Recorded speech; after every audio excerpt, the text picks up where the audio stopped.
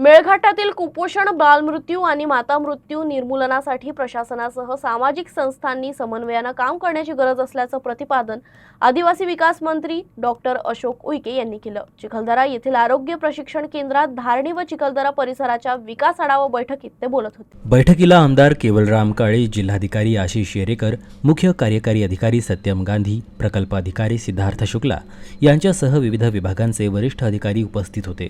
यावेळी डॉक्टर उईके यांनी बालविवाह, 2 अपत्यातील कमी अंतर आणि जनजागृतीचा अभाव ही मेळघाटातील कुपोषणाची प्रमुख कारणे असल्याचं सांगितलं। अंगणवाडी सेविका, आशा कार्यकर्ता आणि सामाजिक संस्थांनी मिशन मोडमध्ये जागृती करून कुपोषण निर्मूलनासाठी प्रभावीपणे काम करावं असं आवाहन त्यांनी केलं।